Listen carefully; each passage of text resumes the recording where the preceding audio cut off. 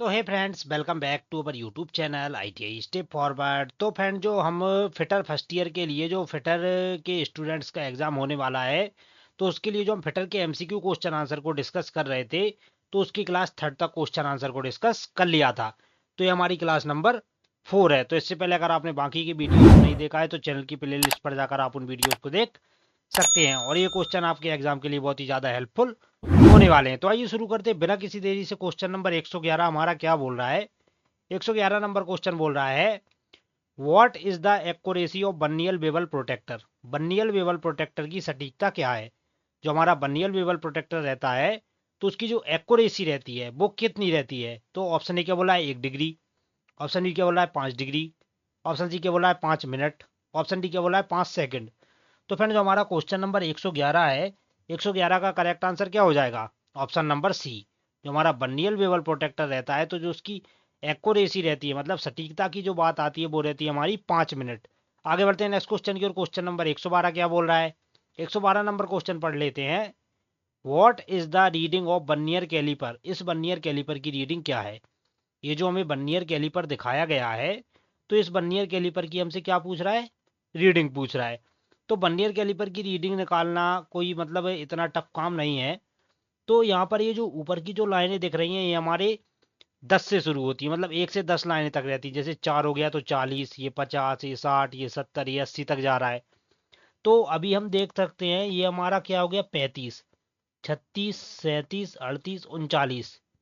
और ये लाइन हमारी जीरो वाली, ये लाइन कहाँ जा रही है? ये 35 के ऊपर जा रही है। देख सकते हैं जो बीच की ये जो लाइन दिख रही है, ये हमारे 35 को दर्शा रही है। 35, 36, 37, 40 तक जाएगी।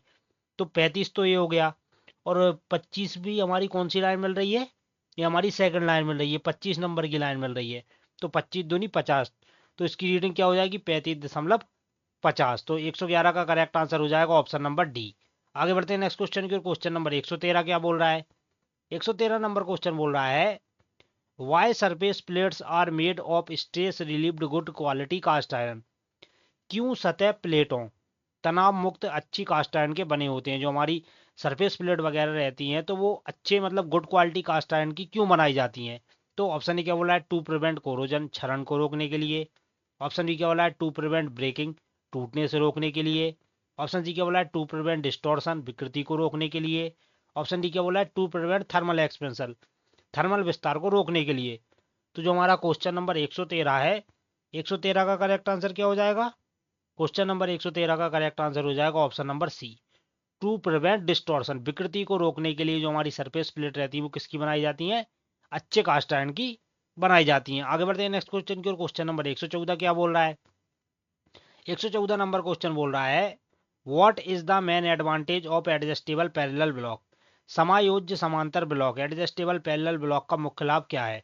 जो हमारे एडजस्टेबल पैरेलल ब्लॉक वगैरह रहते हैं, तो उसका जो मुख्य लाभ रहता है वो क्या रहता है? तो ऑप्शन ए क्या बोला है?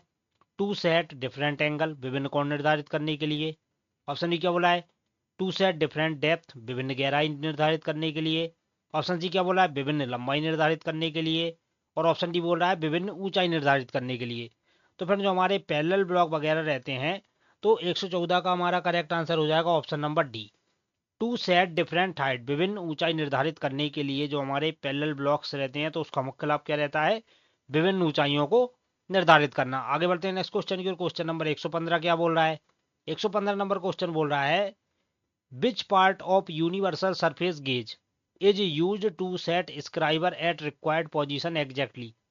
यूनिवर्सल सरफेस गेज के किस भाग का उपयोग आवश्यक सही पोजीशन पर स्क्राइबर सेट करने के लिए किया जाता है? तो जो हमारा यूनिवर्सल सरफेस गेज रहता है, तो उसका कौन सा भाग रहता है जिसका प्रयोग हमें मतलब सही पोजीशन पर हमारे स्क्राइबर को सेट करने के लिए करते हैं? तो ऑप्शन ए बोला है स्नग, ऑप्शन बी बोला है गाइड पिन, ऑप्शन सी बोला है रॉकर आर्म, ऑप्शन डी बोला है फाइन एडजस्टमेंट स्क्रू। तो फ्रेंड, जो हमारा क्वेश्चन नंबर 115 है, 115 का करेक्ट आंसर हो जाएगा option number D, fine adjustment screw. तो स्क्राइबर को सही पोजीशन पर सेट करने के लिए हम फाइन एडजस्टिंग स्क्रू का यूज करते हैं। आगे बढ़ते हैं नेक्स्ट क्वेश्चन की ओर। क्वेश्चन नंबर 116 क्या बोल रहा है? 116 नंबर क्वेश्चन बोल रहा है, convert 1 metre into millimetre, 1 metre को मिलीमीटर में बदले। तो जो हमारा 1 मीटर रहेगा, तो उसमें हमारा कितना mm रहेगा? तो ऑप्शन ए बोला है 10 mm, ऑप्शन डी बोला है 100 mm, ऑप्शन सी बोला है 1000 mm, ऑप्शन डी बोला है 10,000 mm। तो फ्रेंड जो हमारा क्वेश्चन नंबर 116 है, 116 का हमारा करेक्ट आंसर क्या हो जाएगा? 116 का करेक्ट आंसर हो जाएगा ऑप्शन नंबर सी। जो हमारा 1 मिलीमीटर रहता है, तो 1 मिलीमीटर में कितना mm रहता है? 1000 mm रहता है। आगे बढ़ते हैं नेक्स्ट क्वेश्चन की ओर। क्वेश्चन नंबर 117 क्या बोल रहा है? 117 को पढ़ लेते हैं। What is the name of V block? इस वी ब्लॉक का नाम क्या है? ये जो हमें वी ब्लॉक दर्शाया गया है, तो इस वी ब्लॉक का नाम क्या है? तो ऑप्शन ए क्या बोला है? V grooved V block. Option B क्या बोला है? Single level single groove V block. Option C क्या बोला है? Double level single groove V block. Option D क्या बोला है? Single level double groove V block. तो फ्रेंड्स ये जो आपको स्लॉट दिख रहा है, इसको हम क्या बोलते हैं? ग्रुप। और ये जो भी टाइप का दिख रहा है, इसको बोलते हैं हम लेवल। तो हमसे क्या पूछ रहा है कि इस वी ब्लॉक का नाम क्या है? तो इसका करेक्ट आंसर हो जाएगा option number B, single level. इसमें क्या है? एक भी ग्रुप बना है, मतलब इसको क्या बोला है? Single level single groove V block. तो 117 का करेक्ट आंसर हमारा हो जाएगा ऑप्शन नंबर बी। आगे बढ़ते हैं नेक्स्ट क्वेश्चन की ओर। क्वेश्चन नंबर 118 क्या बोल रहा है? 118 नंबर क्वेश्चन बोल रहा है, what is the name of the part mark as X in combination set? संयोजन सेट, कॉम्बिनेशन सेट में एक्स के रूप में चिन्हित भाग का नाम क्या है? ये जो हमारा कॉम्बिनेशन सेट हमें दिखाया गया है, तो इसमें जो एक्स के रूप में ये जो भाग दिखाया गया है, इसका नाम क्या है? तो ऑप्शन ए क्या बोला है? रूल। ऑप्शन डी क्या बोला है? स्क्राइबर। ऑप्शन सी क्या बोला है? क्लैंप नट। ऑप्शन डी क्या बोला है? Spirit level. तो जो हमारा क्वेश्चन नंबर 118 है, 118 का करेक्ट आंसर हो जाएगा ऑप्शन नंबर बी। ये हमारा किसको दर्शाता है? तो ये हमारे स्क्राइबर को दर्शाता है। आगे बढ़ते हैं नेक्स्ट क्वेश्चन की ओर। क्वेश्चन नंबर 119 क्या बोल रहा है? 119 नंबर क्वेश्चन बोल रहा है, which caliper is use to find the centre of round bars? Round bar के केंद्र को खोजने के लिए किस कैलिपर का उपयोग किया जाता है? जो हमारे राउंड बार वगैरह के जो जॉब्स वगैरह रहते हैं, तो कोई भी गोल बार है या कोई बॉल वगैरह है, तो उसका सेंटर मालूम करने के लिए हम किसका यूज करेंगे? तो ऑप्शन ए बोला है इनसाइड कैलिपर। ऑप्शन डी बोला है जेनी कैलिपर। ऑप्शन सी बोला है बर्नियर कैलिपर। ऑप्शन डी बोला है आउटसाइड कैलिपर। तो फ्रेंड्स किसी भी गोल जॉब का केंद्र खोजने के लिए हम किसका यूज करेंगे? तो उसके लिए हम जेनी कैलिपर का यूज करेंगे। तो 119 का करेक्ट आंसर हो जाएगा ऑप्शन नंबर बी। आगे बढ़ते हैं नेक्स्ट क्वेश्चन की ओर। क्वेश्चन नंबर 120 हमारा क्या बोल रहा है? 120 नंबर क्वेश्चन बोल रहा है, what is the name of angle mark in A chisel? छेनी में ए से चिन्हित कोण का नाम क्या है? ये जो हमें ए से ये जो चिन्हित कोण दिखाया गया है चीजल में, ये हमारे कौन से कोण को दर्शाता है? तो ऑप्शन ए बोला है रैक एंगल। ऑप्शन डी बोला है बेज एंगल। ऑप्शन सी बोला है कटिंग एंगल। ऑप्शन डी बोला है क्लियरेंस एंगल। तो फ्रेंड जो हमारा क्वेश्चन नंबर 120 है, 120 का करेक्ट आंसर हो जाएगा ऑप्शन नंबर डी। ये हमारे कौन से एंगल को दर्शा रहा है? तो ये हमारे क्लियरेंस एंगल को दर्शा रहा है। ये ऊपर का जो गामा हमारे दिखाया गया है, ये हमारे रैक एंगल को दर्शाता है। ये जो बीटा हमारा दिखाया गया है, ये हमारे कटिंग एंगल को दर्शाता है, या एंगल ऑफ इंक्लिनेशन को दर्शाता है, मतलब झुकाव कोण को। आगे बढ़ते हैं नेक्स्ट क्वेश्चन की। क्वेश्चन नंबर 121 क्या बोल रहा है? बोल रहा है, which chisel is used for cutting curved groups? घुमावदार ग्रुप्स को काटने के लिए किस छेनी का उपयोग किया जाता है? तो जो हमारे घुमावदार ग्रुप्स वगैरह रहते हैं, या हमारे ऑयल ग्रुप्स वगैरह रहते हैं, तो उसको काटने के लिए हम किस छेनी का यूज करेंगे? तो ऑप्शन ए क्या बोला है? फ्लैट छेनी। ऑप्शन बी क्या बोला है? वेब छेनी। ऑप्शन सी क्या बोला है? क्रॉस कट छेनी। ऑप्शन डी बोला है हाफ राउंड छेनी। तो जो हमारा क्वेश्चन नंबर 121 है, 121 का हमारा करेक्ट आंसर हमारा क्या हो जाएगा? Option number D, half round नोच चीज है। तो जो हमारी हाफ राउंड छेनी रहती है, वो हमारी घुमावदार ग्रुप्स वगैरह काटने के लिए यूज की जाती है। आगे बढ़ते हैं नेक्स्ट क्वेश्चन की ओर। क्वेश्चन नंबर 122 क्या बोल रहा है? What is the weight of hammer used for marking purpose? Marking उद्देश्य के लिए उपयोग किए जाने वाले हथौड़े का वजन क्या है? तो जब हम मार्किंग वगैरह करते हैं, तो मार्किंग वगैरह करने के लिए हम कितने ग्राम के हैमर का यूज करेंगे? तो ऑप्शन ए बोला है 200 ग्राम। ऑप्शन डी बोला है 250 ग्राम। ऑप्शन सी हमारा क्या बोला है? 300 ग्राम। और ऑप्शन डी बोला है 450 ग्राम। तो फ्रेंड्स जब भी हम मार्किंग वगैरह करते हैं, जैसे हमारा पंचिंग वगैरह हो गया, तो पंचिंग वगैरह हम करते हैं, तो उसके लिए हम कितने ग्राम के हैमर का यूज करेंगे? 250 ग्राम वाले हैमर का यूज करेंगे। तो 122 का करेक्ट आंसर हो जाएगा ऑप्शन नंबर बी। आगे बढ़ते हैं नेक्स्ट क्वेश्चन की ओर। क्वेश्चन नंबर 123 क्या बोल रहा है? 123 नंबर क्वेश्चन बोल रहा है, what is the effect of improper method of diagonal filing? विकर्ण फाइलिंग के अनुचित तरीके का प्रभाव क्या है? मतलब जो हमारी फाइलिंग की जो प्रोसेस रहती है, तो उसमें जो हमारी डायगोनल फाइलिंग रहती है, अगर हम उसको गलत तरीके से करेंगे, तो उसका क्या परिणाम होगा? तो ऑप्शन ए क्या बोला है? असमान फिनिश सतह। ऑप्शन बी क्या बोला है? सतह पर खरोच। ऑप्शन सी क्या बोला है? सतह पर उत्तलता। ऑप्शन डी क्या बोला है? सतह पर सही फिनिश का ना होना। तो फ्रेंड जो हमारा क्वेश्चन नंबर 123 है, 123 का हमारा करेक्ट आंसर क्या हो जाएगा? 123 का करेक्ट आंसर हो जाएगा ऑप्शन नंबर ए, असमान फिनिश सतह। अगर हम जो हमारी डायगोनल फाइलिंग है उसको सही तरीके से नहीं करेंगे तो उसमें हमारी जो सतह फिनिश रहेगी वो असमान रहेगी। आगे बढ़ते हैं नेक्स्ट क्वेश्चन की। और क्वेश्चन नंबर 124 क्या बोल रहा है? बोला which chisel is use to remove excess metal from welded joint and casting. Welded joint और कास्टिंग से अतिरिक्त धातु हटाने के लिए किस छेनी का उपयोग किया जाता है? तो ऑप्शन ए बोला है फ्लैट छेनी, ऑप्शन डी बोला है वेब छेनी, ऑप्शन सी बोला है क्रॉस कट छेनी, ऑप्शन डी बोला है हाफ राउंड छेनी। जो हमारा क्वेश्चन नंबर 124 है, 124 का हमारा करेक्ट आंसर हो जाएगा option number A. Welded joint हो गया, कास्टिंग से अतिरिक्त धातु हटाने के लिए हम किस छेनी का यूज करेंगे? तो उसके लिए हम फ्लैट चीजल का यूज करेंगे। आगे बढ़ते हैं नेक्स्ट क्वेश्चन की। क्वेश्चन नंबर 125 क्या बोल रहा है? बोला what is the name of file. इस फाइल का नाम क्या है? तो ये जो हमें फाइल का डायग्राम हमें दर्शाया गया है, तो इस फाइल के डायग्राम का नाम क्या है? तो ऑप्शन ए बोला है रोटरी फाइल, ऑप्शन डी बोला है टिंकर्स फाइल, ऑप्शन सी बोला है बैरेट फाइल, ऑप्शन डी बोला है क्रॉसिंग फाइल। तो जो हमारा क्वेश्चन नंबर 125 है, 125 का करेक्ट आंसर हो जाएगा ऑप्शन नंबर ए। ये हमारे कौन सी फाइल को दर्शा रहा है? तो ये हमारे रोटरी फाइल को दर्शा रहा है। आगे बढ़ते हैं नेक्स्ट क्वेश्चन की। और क्वेश्चन नंबर 126 क्या बोल रहा है? बोल रहा है why chalk is applied on the face of the file. File के फेस पर चाक क्यों लगाया जाता है? तो ऑप्शन ए क्या बोला है? अत्यधिक दबाव को कम करने के लिए, ऑप्शन ई क्या बोला है? चिप हटाने की दर को बढ़ाने के लिए, ऑप्शन सी क्या बोला है? पेनिट्रेशन और पिनिंग को कम करने के लिए, ऑप्शन डी बोला है पेनिट्रेशन और पिनिंग को बढ़ाने के लिए। तो फ्रेंड जो हमारा क्वेश्चन नंबर 126 है, 126 का हमारा करेक्ट आंसर क्या हो जाएगा? Option number C. तो फाइल के फेस पर चाक क्यों लगाया जाता है? तो पेनिट्रेशन और पिनिंग को कम करने के लिए हम फाइल के फेस पर चाक लगाते हैं। आगे बढ़ते हैं नेक्स्ट क्वेश्चन की। और क्वेश्चन नंबर 127 क्या बोल रहा है? बोल रहा है what is the use of fine pitch hexa blade. Fine pitch hexa blade का उपयोग क्या है? जो हमारी फाइन पिच हेक्सा ब्लेड वगैरह रहती है, तो उसका उपयोग क्या रहता है? तो ऑप्शन ए क्या बोला है? मुलायम धातु को काटने के लिए, ऑप्शन बी क्या बोला है? हाई स्पीड स्टील को काटने के लिए, ऑप्शन सी क्या बोला है? हाई कार्बन स्टील को काटने के लिए, ऑप्शन डी क्या बोला है? कंड्यूट और अन्य पतली ट्यूब काटने के लिए। तो जो हमारा क्वेश्चन नंबर 127 है, 127 का करेक्ट आंसर हो जाएगा ऑप्शन नंबर डी। कंड्यूट और अन्य पतली ट्यूबों को काटने के लिए जो हेक्सा ब्लेड की फाइन पिच रहती है, तो उसका उपयोग क्या रहता है? कंड्यूट ट्यूब वगैरह को काटने के लिए करते हैं। आगे बढ़ते हैं नेक्स्ट क्वेश्चन की। और क्वेश्चन नंबर 128 क्या बोल रहा है? बोला है calculate the trap drill size for M10 into 1.25। M10 गुणा 1.25 टैप के लिए ड्रिल साइज की गणना करें। तो M10 का हमारा टैप है, तो उसके लिए हम टैप ड्रिल साइज की गणना कैसे करेंगे? तो इसका मैं आपको डायरेक्ट आंसर बता दे रहा हूँ। तो जो हमारा क्वेश्चन नंबर 128 है, इसका करेक्ट आंसर हो जाएगा ऑप्शन नंबर ए, 8.8। तो M10 का अगर टैप है और उसकी पिच 1.25 है, तो उसके लिए टैप ड्रिल साइज रहेगा हमारा 8.8। आगे बढ़ते हैं नेक्स्ट क्वेश्चन की। और क्वेश्चन नंबर 129 क्या बोल रहा है? What is the name of portion left between flutes in a drill. एक ड्रिल में फ्लूट्स के बीच के भाग का नाम क्या है? तो हमारा जो ड्रिल वगैरह रहता है, तो उसके जो फ्लूट्स के बीच का भाग रहता है, तो उसको क्या बोलते हैं? तो ऑप्शन ए बोला है लिप, ऑप्शन डी बोला है बेब, ऑप्शन सी बोला है पॉइंट, और ऑप्शन डी बोला है सेंक। तो जो हमारा क्वेश्चन नंबर 129 है, 129 का करेक्ट आंसर क्या हो जाएगा? 129 का करेक्ट आंसर हो जाएगा ऑप्शन नंबर बी। एक ड्रिल में फ्लूट्स के बीच के भाग को क्या बोलते हैं? तो उसको बोलते हैं हम बेब। आगे बढ़ते हैं नेक्स्ट क्वेश्चन की। और 130 क्या बोल रहा है? बोला है what is the reading of vernier bevel protractor. इस बर्नियल बेवल प्रोटेक्टर की रीडिंग क्या है? ये जो हमारा बर्नियल बेवल प्रोटेक्टर हमें दर्शाया गया है, तो इसकी रीडिंग हमें बतानी है कि इसकी रीडिंग कितनी है। तो फ्रेंड जो हमारा क्वेश्चन नंबर 130 है, 130 की पहले हम इसकी रीडिंग को देख लेते हैं।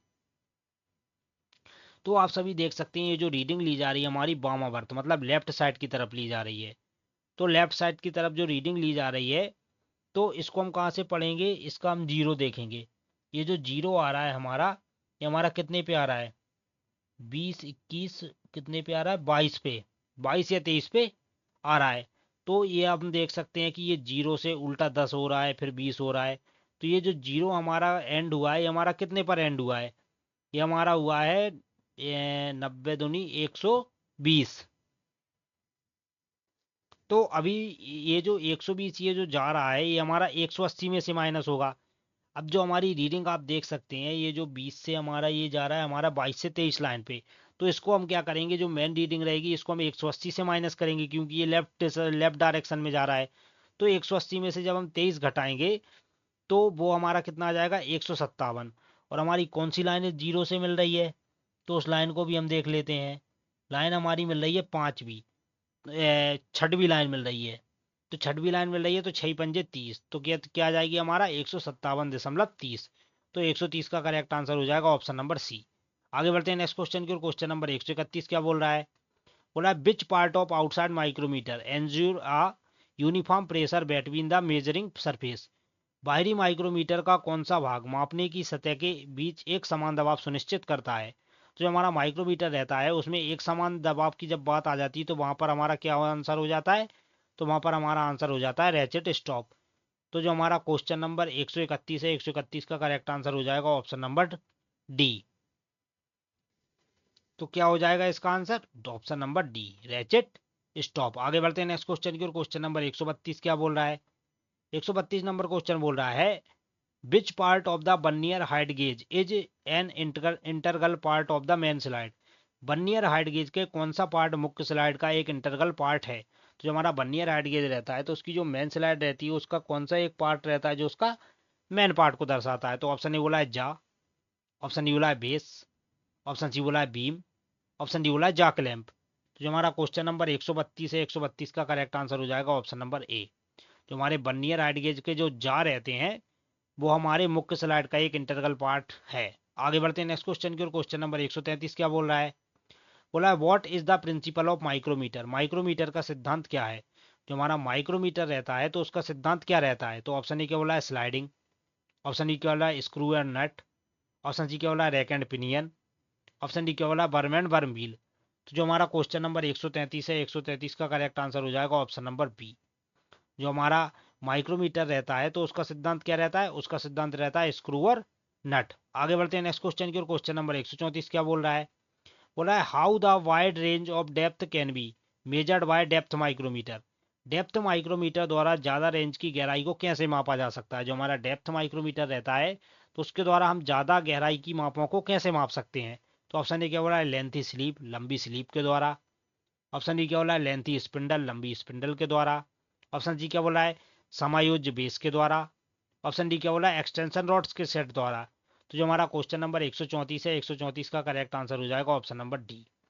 तो जो हमारे एक्सटेंशन रॉड के सेट्स रहते हैं उसके द्वारा ही हम डेप्थ माइक्रोमीटर द्वारा ज्यादा रेंज की गहराई में माप सकते हैं। आगे बढ़ते हैं नेक्स्ट क्वेश्चन की। क्वेश्चन नंबर 135 क्या बोल रहा है? What is the reading of inch micrometer. Inch micrometer की रीडिंग क्या है? तो इसमें हम देख सकते हैं इंच माइक्रोमीटर की जो रीडिंग हमें दिखाई गई है क्वेश्चन नंबर 135 में। तो ये आप देख सकते हैं ये हमारी कौन सी लाइन है? ये हमारी 7वीं लाइन मेन स्केल की है। तो ये हो गया हमारा 7। और हमारी यहाँ पर कौन सी लाइन मिल रही है? 10, 9, 8। तो 8वीं लाइन मिल रही है तो 8 ही हो गया। और कितनी से मिल रही है? 3 से। तो क्या हो जाएगा इसका 135 का करेक्ट आंसर? 135 का हमारा करेक्ट आंसर हो जाएगा ऑप्शन नंबर सी, 783। आगे बढ़ते हैं नेक्स्ट क्वेश्चन की। क्वेश्चन नंबर 136 क्या बोल रहा है? बोला है which part of the bevel protractor contact with the inclined surface while measuring. मापने के दौरान बेबल प्रोटेक्टर का कौन सा हिस्सा इंक्लाइंड सतह के कांटेक्ट में होता है? तो जो हमारा बेबल प्रोटेक्टर रहता है तो मापने के दौरान उसका कौन सा जो हिस्सा रहता है तो वो हमारी इंक्लाइंड सतह के संपर्क में रहता है। तो ऑप्शन ए बोला है डायल, ऑप्शन डी बोला है डिस्क, ऑप्शन सी बोला है ब्लेड, ऑप्शन डी बोला है स्टॉक। जो हमारा क्वेश्चन नंबर 136 है, 136 का करेक्ट आंसर हो जाएगा ऑप्शन नंबर सी। तो बेबल प्रोटेक्टर में जो हमारा ब्लेड रहता है वो हमारा इंक्लाइंड सतह के कांटेक्ट में होता है। आगे बढ़ते हैं नेक्स्ट क्वेश्चन की ओर। क्वेश्चन नंबर 137 क्या बोल रहा है? बोला which part in drilling machine is to achieve different speed. Drilling machine में कौन सा भाग विभिन्न गति प्राप्त करने के लिए उपयोग होता है? तो ऑप्शन ए बोला है फ्लैट पुल्ली, ऑप्शन डी बोला है जॉकी पुल्ली, ऑप्शन सी बोला है स्टेप्ड पुल्ली, ऑप्शन डी बोला है फास्ट एंड लूज पुल्ली। तो आप सभी को पता होगा ड्रिलिंग मशीन में अगर हमें विभिन्न गतियां प्राप्त करनी है तो उसके लिए हम किस पुल्ली का यूज करेंगे? उसके लिए हम स्टेप पुल्ली का यूज करेंगे। आगे बढ़ते हैं नेक्स्ट क्वेश्चन की ओर। क्वेश्चन नंबर 138 क्या बोल रहा है? बोला है what is the part mark as X in pedestal grinder. Pedestal grinder में एक्स के रूप में चिन्हित भाग क्या है? ये जो हमारा पेडिस्टल ग्राइंडर हमें दर्शाया गया है तो इसमें जो एक्स के रूप में ये जो भाग दर्शाया गया है इसको क्या बोलते हैं? तो ऑप्शन ए बोला है टूल रेस्ट, ऑप्शन डी बोला है आई सील्ड, ऑप्शन सी बोला है व्हील गार्ड, ऑप्शन डी बोला है ग्राइंडिंग व्हील। तो जो हमारा क्वेश्चन नंबर 138 है, 138 का करेक्ट आंसर हो जाएगा ऑप्शन नंबर ए। ये हमारा किसको दर्शा रहा है? तो ये हमारे टूल रेस्ट को दर्शा रहा है। आगे बढ़ते हैं नेक्स्ट क्वेश्चन की ओर। क्वेश्चन नंबर 139 क्या बोल रहा है? What is the name of file. इस फाइल का नाम क्या है? ये जो फाइल हमें दर्शाई गई है तो इसका नाम क्या है? तो इसका नाम है हमारा रास्पकट फाइल। ये आप देख सकते हैं। इसके द्वारा हम क्या करते हैं, चमड़ा वगैरह, लकड़ी वगैरह या जो हमारा प्लास्टिक वगैरह रहती है तो उसको घिसने के लिए हम किसका यूज करेंगे, रास्पकट फाइल का यूज करेंगे। आगे बढ़ते हैं नेक्स्ट क्वेश्चन की ओर। क्वेश्चन नंबर 140 क्या बोल रहा है, बोला है what happens if the vice handle is overtightened. अगर वॉइस हैंडल को ज़्यादा टाइट कर दिया जाए तो क्या होगा। तो जो हमारी बेंच वाइस वगैरह रहती हैं तो उसके अगर हैंडल को हम ज़्यादा टाइट कर देंगे तो उससे क्या रहेगा। तो ऑप्शन ए क्या बोला है, स्पिंडल डैमेज। ऑप्शन डी क्या बोला है, कठोर जबड़े की क्षति। ऑप्शन सी क्या बोला है, फिक्स्ड जबड़े की क्षति। ऑप्शन डी क्या बोला है, मूवेबल जबड़े की क्षति। तो जो हमारा क्वेश्चन नंबर 140 है, 140 का करेक्ट आंसर हो जाएगा ऑप्शन नंबर ए। अगर बेंच वाइस हैंडल को हम ज़्यादा कस देंगे तो जो हमारा स्पिंडल रहेगा वो क्या हो जाएगा, डैमेज हो जाएगा। तो 140 का करेक्ट आंसर क्या हो जाएगा, option number A, spindle damage. आगे बढ़ते हैं नेक्स्ट क्वेश्चन की ओर। क्वेश्चन नंबर 141 क्या बोल रहा है, बोला है which caliper provide fine adjustment of dimension. कौन सा कैलिपर आयामों का फाइन एडजस्टमेंट प्रदान करता है। तो ऑप्शन ए बोला है इनसाइड कैलिपर। ऑप्शन डी बोला है odd leg caliper. Option C बोला है आउटसाइड कैलिपर। और ऑप्शन डी बोला है स्प्रिंग जॉइंट कैलिपर। तो जो हमारा क्वेश्चन नंबर 141 है, 141 का करेक्ट आंसर क्या हो जाएगा, ऑप्शन नंबर डी। जो हमारा स्प्रिंग जॉइंट कैलिपर रहता है, जो हमारा स्प्रिंग जॉइंट कैलिपर रहता है वो हमारा आयामों का फाइन एडजस्टमेंट करता है, क्योंकि इसमें स्प्रिंग लगा रहता है जिससे हम इसको लॉक कर देते हैं तो हमारी रीडिंग क्लियरली दिखती है। आगे बढ़ते हैं नेक्स्ट क्वेश्चन की ओर। क्वेश्चन नंबर 142 क्या बोल रहा है, बोल रहा है which metal cutting saw is used to cut large cross sectional area. बड़े क्रॉस सेक्शन एरिया को काटने के लिए किस मेटल कटिंग सा का उपयोग किया जाता है। तो ऑप्शन ए बोला है पावर सा। ऑप्शन डी बोला है कंटूर सा। ऑप्शन सी बोला है सर्कुलर सा। ऑप्शन डी बोला है हॉरिजेंटल बैंड सा। जो हमारा क्वेश्चन नंबर 142 है, 142 का करेक्ट आंसर हो जाएगा सी। बड़े मतलब क्रॉस सेक्शन एरिया को जहां पर काटने की बात आ जाती है तो वहां पर हम सर्कुलर सा का यूज करेंगे। आगे बढ़ते हैं नेक्स्ट क्वेश्चन की ओर। क्वेश्चन नंबर 143 क्या बोल रहा है, why marking tables are made up of cast iron. Marking table को कास्ट आयरन से क्यों बनाया जाता है। तो ऑप्शन ए क्या बोला है स्वयं लुब्रिकेशन। ऑप्शन डी क्या बोला है अधिक कठोरता बनाए। ऑप्शन सी क्या बोला है सटीकता बनाए रखे। ऑप्शन डी क्या बोला है थर्मल विस्तार को रोके। तो जो हमारा क्वेश्चन नंबर 143 है, 143 का करेक्ट आंसर हो जाएगा option number A. Marking table को कास्ट आयरन का क्यों बनाया जाता है, सेल्फ लुब्रिकेटिंग। क्योंकि जो हमारा कास्ट आयरन धातु रहती है तो उसमें क्या रहता है, सेल्फ लुब्रिकेटिंग का गुण रहता है। मतलब इस पर हमें पानी वगैरह डालने की आवश्यकता नहीं होती है। आगे बढ़ते हैं नेक्स्ट क्वेश्चन की ओर। क्वेश्चन नंबर 144 क्या बोल रहा है, बोला है what is the name of gauge. इस गेज का नाम क्या है। ये जो गेज हमें दर्शाया गया है तो इस गेज का नाम क्या है। तो आप सभी को पता होगा ये हमारे कौन से गेज को दर्शाता है। तो ये दर्शाता है हमारे बेबल गेज को। तो 144 का करेक्ट आंसर हो जाएगा ऑप्शन नंबर ए। आगे बढ़ते हैं नेक्स्ट क्वेश्चन की ओर। क्वेश्चन नंबर 145 क्या बोल रहा है, which file is used for manufacturing of dies and moulds. किस फाइल का उपयोग डाई और मोल्ड के निर्माण के लिए किया जाता है। तो ऑप्शन ए बोला है रोटरी फाइल। ऑप्शन डी बोला है टिंकर्स फाइल। और ऑप्शन सी बोला है बैरेट फाइल। और ऑप्शन डी बोला है रास्पकट फाइल। तो जो हमारा क्वेश्चन नंबर 145 है, 145 का करेक्ट आंसर हो जाएगा ऑप्शन नंबर ए। डाई और मोल्ड के निर्माण के लिए हम रोटरी फाइल का यूज करेंगे। आगे बढ़ते हैं नेक्स्ट क्वेश्चन की। क्वेश्चन नंबर 146 क्या बोल रहा है, बोल रहा है what is the method of removing metal chips clogged between the teeth of files. File के दांतों के बीच फंसी धातु की चिप्स को हटाने की विधि क्या है। तो ऑप्शन ए बोला है ब्रश। ऑप्शन डी बोला है वायर ब्रश। ऑप्शन सी बोला है कॉपर स्ट्रिप। ऑप्शन डी बोला है चाक पाउडर। तो जो हमारा क्वेश्चन नंबर 146 है इसका करेक्ट आंसर हो जाएगा ऑप्शन नंबर सी। फाइल के दांतों के बीच फंसी धातु की चिप्स को हटाने के लिए हम किसका यूज करेंगे, तो उसके लिए हम कॉपर स्ट्रिप का यूज करेंगे। आगे बढ़ते हैं नेक्स्ट क्वेश्चन की। क्वेश्चन नंबर 147 क्या बोल रहा है, which vice is used for holding small work that requires filing और ड्रिलिंग। छोटे छोटे कार्य जिसमें फाइलिंग या ड्रिलिंग की आवश्यकता होती है उनको पकड़ने के लिए किस वाइस का उपयोग किया जाता है। ऑप्शन ए बोला है पिन वाइस। ऑप्शन बी बोला है पाइप वाइस। ऑप्शन सी बोला है हैंड वाइस। ऑप्शन डी बोला है टूल मेकर्स वाइस। तो जो हमारा क्वेश्चन नंबर 147 है, 147 का करेक्ट आंसर हो जाएगा ऑप्शन नंबर डी। छोटे छोटे कार्य जिनमें फाइलिंग या ड्रिलिंग की आवश्यकता होती है तो उनको पकड़ने के लिए हम टूल मेकर्स वाइस का यूज करेंगे। आगे बढ़ते हैं नेक्स्ट क्वेश्चन की ओर। क्वेश्चन नंबर 148 क्या बोल रहा है, बोला है which hacksaw blade is used for cutting along curved line. किस हेक्सा ब्लेड का उपयोग घुमावदार रेखाओं के साथ काटने के लिए किया जाता है। तो ऑप्शन ए बोला है high speed steel blade. Option E बोला है all out blade. Option C बोला है फ्लेक्सिबल ब्लेड। ऑप्शन डी बोला है डायमंड ब्लेड। जो हमारा क्वेश्चन नंबर 148 है इसका करेक्ट आंसर हो जाएगा ऑप्शन नंबर सी। घुमावदार रेखाओं के साथ काटने के लिए मतलब जहां पर फ्लेक्सिबिलिटी की बात आ जाती है तो वहां पर हम फ्लेक्सिबल ब्लेड का यूज करेंगे। आगे बढ़ते हैं नेक्स्ट क्वेश्चन की ओर। क्वेश्चन नंबर 149 क्या बोल रहा है, बोला which chisel is use for cutting keyways, keyway काटने के लिए किस छेनी का यूज करेंगे। तो आप सभी को पता होगा कीवे वगैरह काटने के लिए हम किस छेनी का यूज करते हैं, तो उसके लिए हम क्रॉस कट छेनी का यूज करते हैं। आगे बढ़ते हैं नेक्स्ट क्वेश्चन की, जो कि हमारी वीडियो का लास्ट क्वेश्चन है, और क्वेश्चन नंबर 150 क्या बोल रहा है, name the part mark as X in hammer, हथौड़े में चिन्हित एक्स के रूप में ये जो भाग दिखाया गया है, तो इसका नाम क्या है। तो ऑप्शन ए बोला है पिन, ऑप्शन डी बोला है फेस, ऑप्शन सी बोला है चीक, ऑप्शन डी बोला है ऑयल होल। तो इसका हमारा करेक्ट आंसर हो जाएगा ऑप्शन नंबर ए। ये हमारा किसको दर्शाता है, तो ये हमारे पिन को दर्शाता है। तो फ्रेंड्स ये थी हमारी वीडियो के 150 क्वेश्चन आंसर तक हमने डिस्कस कर लिया है। अब ये इसको जी नेक्स्ट क्लास रहेगी वो हमारी रहेगी क्वेश्चन नंबर 151 से। तो आपको वीडियो पसंद आया हो तो वीडियो को लाइक करके चैनल को सब्सक्राइब पक्का से कर लें। तो मिलते हैं इसके नेक्स्ट पार्ट में, तब तक के लिए बाय बाय।